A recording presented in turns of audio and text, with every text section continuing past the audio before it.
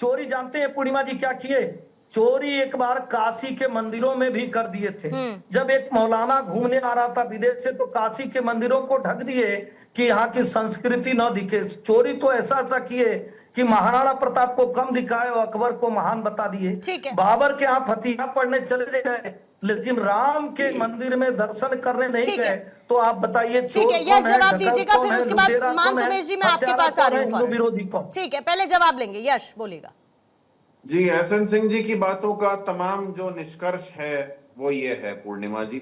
बाकी मैं अपनी जगह पर कायम हूँ। मैं जानता हूँ मैं सनातन धर्म को कितना मानता हूँ। मैं जानता हूँ हिंदू धर्म नफरत नहीं सिखाता।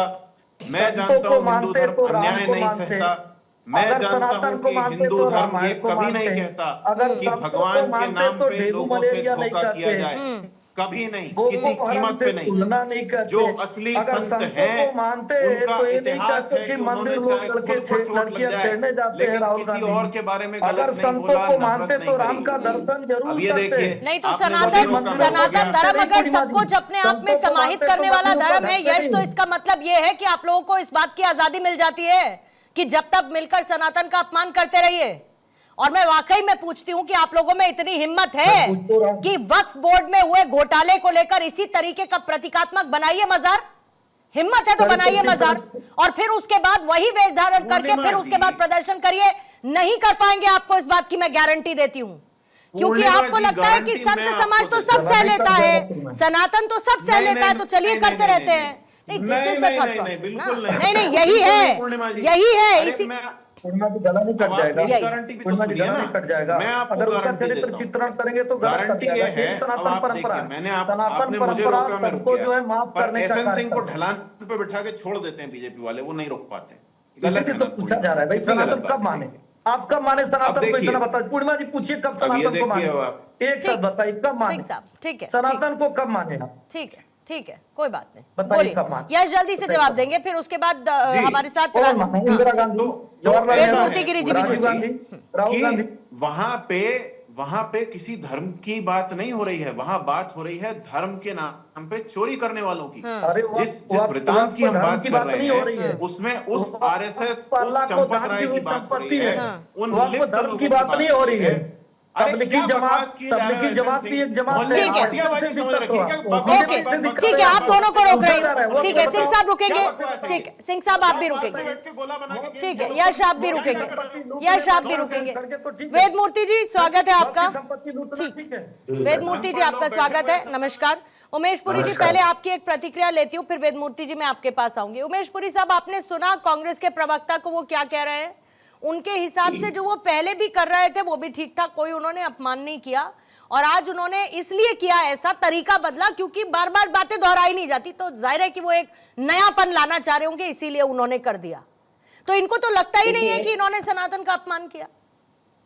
देखिए, हर किसी का अपने चरित्र होता है, हर किसी का चरित्र होता है, वो उसी चरित्र के आधार पर बात करता है। इस संसार में हर किसी का अपना एक चरित्र है। लेकिन एक बात मैं बड़ी गंभीरता से बोलना चाहता हूं, जिस पॉलिटिकल पार्टी के नेताओं ने सुप्रीम कोर्ट में एफिडेविट डाला था राम की वास्तविकता पर, जो पॉलिटिकल पार्टी राम की वास्तविकता पर प्रश्न चिन्ह खड़ा कर रही थी, वह पॉलिटिकल पार्टी राम मंदिर के चंदा, ये जो चोरी का जो आरोप लगा है, उस पर बड़ी महत्वपूर्ण भूमिका में अपनी भूमिका दिखा रही है। ये हम लोगों को समझना चाहिए कि जो राम में विश्वास ही नहीं रखते थे, अचानक राम मंदिर के चंदा चोरी में उनकी इतनी आत्मीयता क्यों बढ़ गई? और मैं अगली बात और बोलता हूं, अभी कांग्रेस के प्रवक्ता यहां बोल रहे थे, मैंने उनकी बात बड़ी सहजता से सुनी। देखिए, पप्पू यादव को आप देखिए, पप्पू यादव को आज से पहले आपने पार्लियामेंट में भगवा कपड़े में आते जाते देखा, इस प्रकार के गेटअप में देखा है?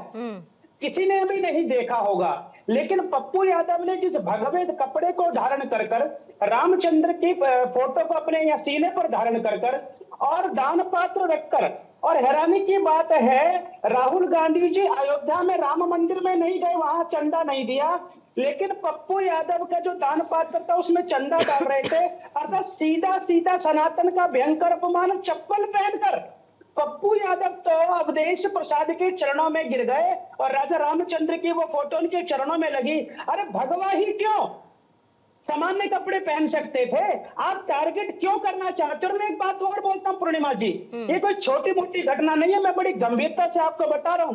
संपूर्ण भारत का साधु संत जितने हमारे अखाड़े हैं, उनके मन में आक्रोश है। कांग्रेस को लगता है ये कोई गंभीर विषय नहीं है। मैं एक साधु होने के नाते कांग्रेस को चेताना चाहता हूं, अन्य पॉलिटिकल पार्टीज को, ऐसे ना मजाक उड़ाइए, ऐसे बिल्कुल मजाक मत उड़ाइए, क्योंकि हम लोग भारत की आत्मा है, इस देश के साधु संत भगवा। आप भारत की आत्मा को मत दुखाइए, नहीं तो भारत की आत्मा प्रतिकार करेगी। मेरी विनती है, और विनाश काले ये विपरीत बुद्धि। ठीक है वेद मूर्ति जी, अब नाराजगी दूर हो गई साधु संत समाज की, विरोध प्रदर्शन का तरीका बदल दिया तो? जी पूर्णिमा जी, आपदापहर्तारं दातारं सर्वसंपदां लोकाभिरामं श्री रामम भूयो भूयो नमाम्यहम्। ये नाराजगी दूर होने वाली है पूर्णिमा जी। इन लोगों ने अक्षम्य अपराध किया है। हमारे यहाँ भगवा धारण करने के लिए एक प्रक्रिया होती है। 12 साल की कठिन तपस्या करने के बाद, मुंडन संस्कार कराने के बाद, गुरु दीक्षा लेने के बाद भगवा धारण किया जाता है। ऐसे कोई गुंडा मवाली अपराधी किस्म का व्यक्ति भगवा धारण करके और 100 करोड़ सनातनियों का जो भगवान श्री राम के प्रति आस्था है, उनके ऊपर उन लोगों ने प्रहार किया है, जिसका खंडन देश में जितने साधु संत हैं और विशेष करके हमारे अखाड़ा परिषद के अध्यक्ष, हमारे पूज्य गुरुदेव मनसा देवी ट्रस्ट के अध्यक्ष डॉक्टर रविंद्र पुरी जी महाराज ने ये कड़ा विरोध जताया है, और विशेष करके जताया है उन विपक्षियों को कि शीघ्र सभी लोग होश में आ जाए। दिन प्रतिदिन जिस तरह से भगवा के ऊपर प्रहार कर रहे हैं, साधु संतों के ऊपर प्रहार कर रहे हैं, यहाँ तक ही नहीं रुके, हमारे भगवान श्री राम के ऊपर जो है सो इन लोग अपमानित करने का काम कर रहा है, जिससे साधु संत समाज पूरा आहत है और ऐसे लोगों के ऊपर कठोर कार्रवाई होगी। अब साधु संत समाज जो है इन लोगों को बख्शेंगे नहीं, और साधु संत समाज आके आकर के ऐसे दुराचारी पर, अत्याचारी पर कार्रवाई करेंगे, जिससे भविष्य में भी इस तरह का कुकृत्य करने से पहले सनातन के प्रति, भगवा के प्रति, साधु संतों के प्रति 100 बार लोग विचार करेगा पूर्णिमा जी। ठीक है ठीक है। यश, आपका जवाब लेने से पहले अशोक यादव जी भी जुड़ गए हैं, समाजवादी पार्टी के प्रवक्ता। अशोक जी, आपका भी मैं स्वागत करती हूँ।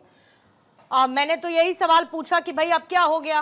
हालांकि यश अभी भी कह रहे हैं कि हमने तो कोई सनातन का अपमान पहले भी नहीं किया था, लेकिन आज मैंने रामगोपाल यादव जी को सुना, लगा मुझे कि चलिए किसी को तो कम से कम एहसास है कि ये वेश धारण करना जो पहले प्रदर्शन में था वो गलत था। मानते हैं आप भी ऐसा? अखिलेश जी मानते हैं ऐसा गलत था?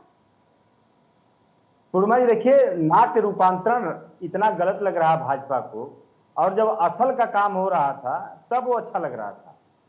देखिए, जब फिल्में बनाई जाती हैं, जब फिल्मों का जो प्रदर्शन होता है तो लिखा जाता है कि इस कहानी के पात्र हैं, घटनाएं काल्पनिक है, तो वो चीजें नाट्य रूपांतरण होता है। और नाट्य रूपांतरण के लेकर के इतना बखेड़ा खड़ा किया जा रहा है।